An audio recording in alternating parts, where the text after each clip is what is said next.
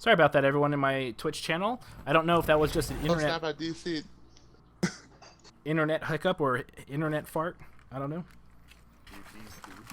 Yeah, my Evolve just closed for some. So tonight we're practicing with those. For those of you tuning in, and thanks for the host Evolve game. I appreciate it. We are doing some coaching. It's completely closed. It still says you're in our game. That's really weird. Okay, so it looks like one of our. Yeah, it hasn't probably registered yet. Oh wait, wait. No, never mind. I got it. Oh my god. No, Dude, it's even like technology. it just disappeared. I was like, wait, what? Why my Evolve disappeared on me? Don't do this to me. Technical problems all across the board. Master, can you No, it wasn't my computer because my game didn't crash. Like nothing crashed on my end, so I'm thinking it was just an internet fart. So for those of you tuning in, I am doing some coaching. This is Team Shear Luck. It is not necessarily their full roster. They're still waiting for a couple of their mains. So we're doing some practice with them. They're coming up. In a real ESL, we're just gonna kill them off their, with no mercy, even if you DC. Oh, okay. They restart the match if you DC. Do they really? No, they didn't used to.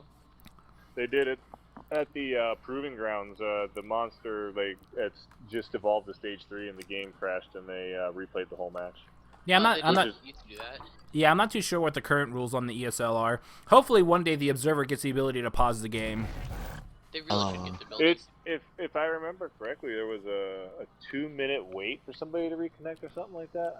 Something like that. I thought I read that. I'm reading the rules right now. Huh? Player drop. If a player dropped before 30 I give it to him. seconds are played. No. If before 30 seconds are played when the monster has loaded, the match will be restarted. After 30 seconds, the disconnect player has to try and rejoin the session.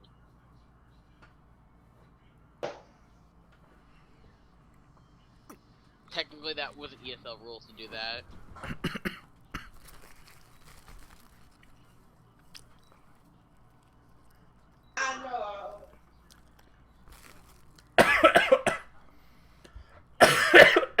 Excuse me, everyone.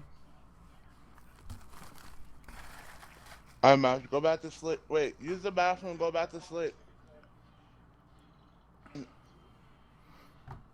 Insult injured that golden skin. It's TRS, guys. We're gonna get destroyed.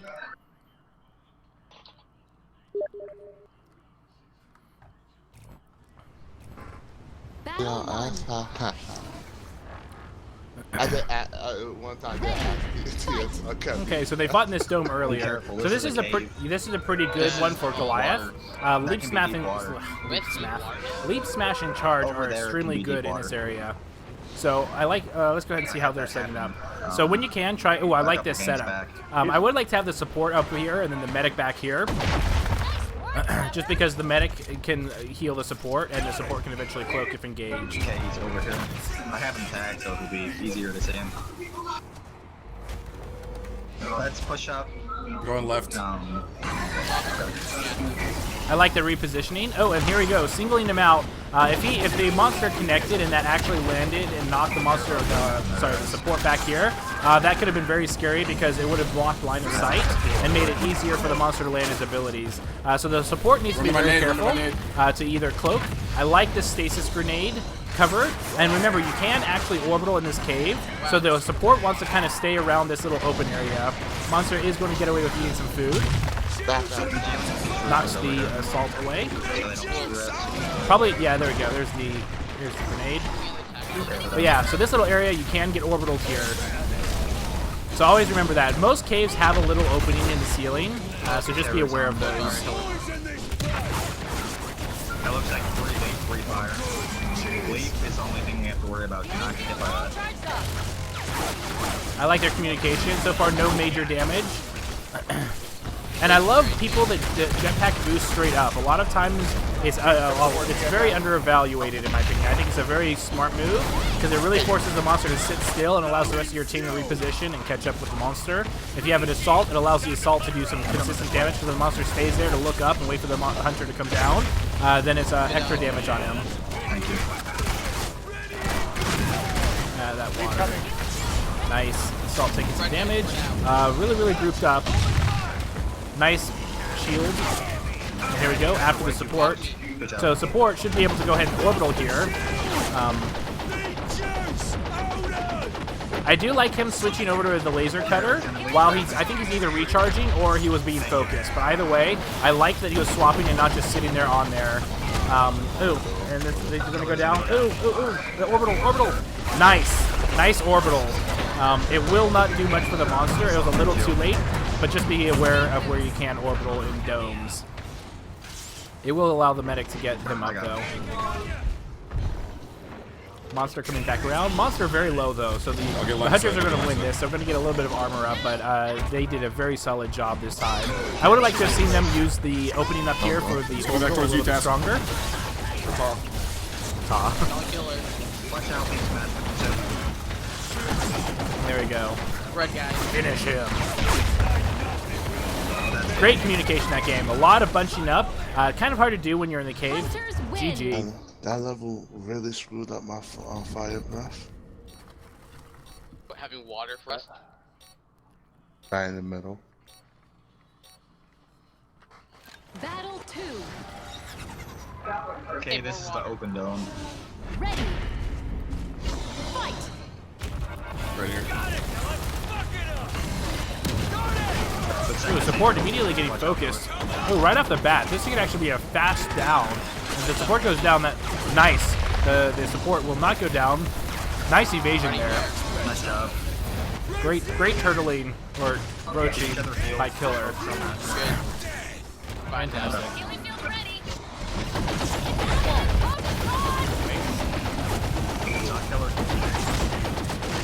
So a little bit about jetpack management. Only dodge the big stuff. Flame Breath is still going to hit you. Melee attacks, they're okay. They can be healed through. You want to save it for the leak smashes or extreme repositioning. Good, he didn't fall down. Great. Now he's back up. Ooh, this is bad. Get up here, killer. Deep water.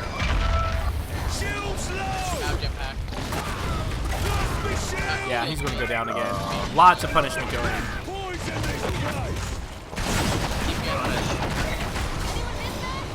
Nice. Good, he missed. He's on bait. He's on Oh, bait. but they brought the medic down. That's actually very scary. Both of these. Oh, that was a clutch. Oh my gosh, clutch tank save right there. Probably saved the medic. So right now the medic should just be careful about healing himself a bit more than the support. The support can take care of himself for a little while. As the monster focuses him, the assault can. Yeah, there you go. Worry about saving yourself, not the assault. Heal yourself. Oh, that's deep water. Oh, so close. Oh my gosh.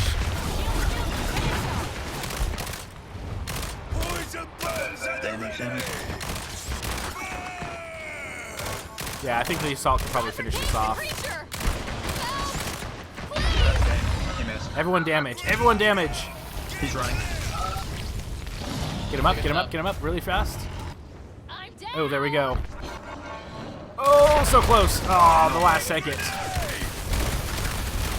Finish. We'll get medic. So support's down. Hey! A little help here. Oh, quick. This is going to be clutch. Yep, okay, so they got it. Very good job. Yeah, That was really close. I still feel the assault and the trapper probably could have just burned the monster down, but that's kind of the riskier play. It What'd you just say? kind of depends on Full pressure, guys. how you are. Yeah, but now the monster's got a lot of armor to work with. That's also scary. So you don't have the support anymore, so it's going to be all about the medic. So the medic needs to do everything to survive. Again, be careful with your jetpack. You really want to avoid rock throws and leaf smashes are the two abilities for Goliath that you really want to You save gotta your stay off jetpack that edge, for. 'cause I can't fight You're not that going to water really down there. dodge out of Flame Breath, and it just gives you... so if you waste all your jetpack on Flame Breath dodge, then he's just going to follow up with a melee hit or two, and it's going to just ruin whatever chance you have. Finish him off, guys. Ooh, monster almost dead. Might try and run out the clock here. And there we go. Good game. Hunters win. Man, I spent like a good, like, solid 10 seconds swimming. I know that. Yeah, look. Okay, let's back out, and then we'll start setting up for our hunt games after the debrief. Alright, let me go use the bathroom real quick.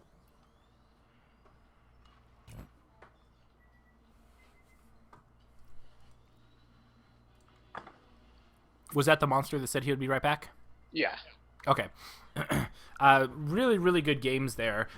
So we're going to probably get into the nit and gritty. So I'm probably going to start nitpicking really, really, really small things. The biggest one in the cave is I don't think Hank realized that there's actually a big opening in the middle of that cave where you can actually orbital. So that's where you should have probably been the entire time. So if the monster does focus you, you're in the water to get rid of fire breath. And if the monster starts chasing you, you can orbital and it will really screw him over.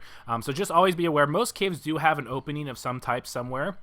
So just be aware of that. But really good positioning, a bit of a group up and things like that. But I loved how you were calling things out. You guys are doing a lot better with communication. I'm not going to nitpick like kind of the toxic grenades. I think that a lot of them were kind of misplays just because they weren't in really good locations. But really, really good, consistent improvement, if I should say, especially compared to your first game when we first started. So really good improvements there. I like that you were spacing out. I like that the support and medic. One thing to be aware of is the medic is always, if you always have your healing priority should always be the support. If the support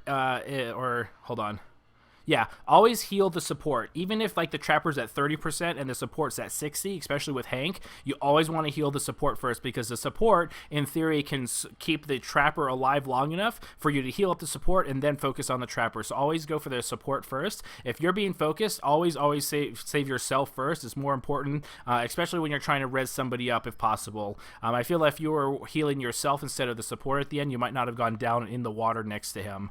But really, really good job. I really like the team improvement with the communication. Really solid job. So we're going to go ahead and do a hunt game and go from there. We'll probably do the big maps.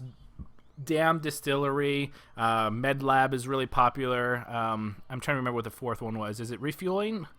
Dam, refueling. Let's not do refueling. Okay. You want to do dam? I've got it set already. Yeah, that works. So we are on arena. Oh, you're configuring it. Yeah. And we might want to wait for Cross to get back. Yeah, let me go grab another beer. I'll be right back.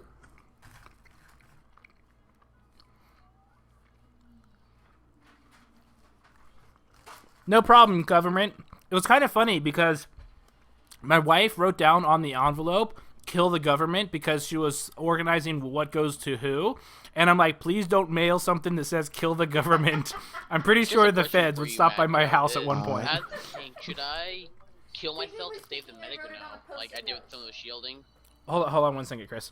Sorry, what was that question? My wife was talking to me. Should I uncloak myself to save the medic if it means I'm gonna die myself as Hank? It's usually situational.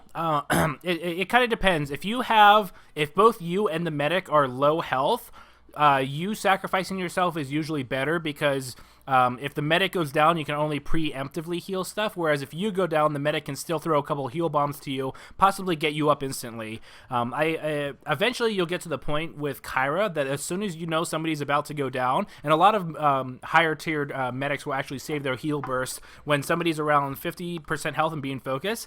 They'll save the heal burst, so as soon as they're down, they'll run in, heal burst, and one grenade, boom, instantly back up and on their feet again. So always, but that's like really, really, really high-level meta stuff. So don't worry too much about that. But it works like that. I'll do it. Yeah. So if someone goes down immediately, if you're within range, you heal burst one grenade, they're back up instantly. Really good to know. Everybody's back now. We can start. Sweet. Yes. Do you have any debriefing for Cross or no? So Kraz, you're doing a really good job. For the most part, I feel that the biggest weakness is that you kind of change targets a little too often. It's kind of hard to do. I'm not too sure. So when you're up against a Kyra and Hank team, if you can separate the two, it's most of the time it's more correct to go after Hank. But always realize that against a good Hank Kyra combo, that first down is going to cost you a crap load. And I think that a lot of monsters realize that they're taking a lot of damage, so they'll try and reposition themselves. But most of the time, the correct answer is to keep focusing, because Kyra and Hank combinations really punish that first strike. But once you get that first strike, it's usually a lot easier because the pressure comes off. As always, I like to kind of It kind of depends. There's an old meta that well, it's not an old meta. It's kind of coming up now, especially with the introduction of Lennox. But what I feel that a good, strong play is to kind of focus the assault a little bit. It's a lot harder with Hank and Kyra, and you have to kind of worry about separations. But if they're in a 2-2 split and the assault is with the medic, ironically enough, I like to go after the assault first, because the assault will try and preemptively use his shield. Because a lot of people bank... So the assault's only as strong as the threat of a personal shield is. The moment you know that his personal shield is down, assaults go down just as easy as anybody else. And if you can even if you lose half your health for downing the assault, you can literally camp that body, because the trapper, support, and the medic are going to do jack all to be able to hurt you while you kill the assault, and then they're just free game and you can get lots of good benefits. So that's another possibility. But the big thing is just make sure you stay on one target, whether it's Kyra or Hank, and when they do go invisible, sometimes you can save your fire breath to not open up with it, because they'll be quick to go ahead and use their cloak, and then you can go ahead and then fire breath them and then chase them around. But for the most part, I think that the biggest thing for you in combat anyway is just to focus more on one target, and even though it seems like you're getting punished, that's actually usually the more appropriate play to do.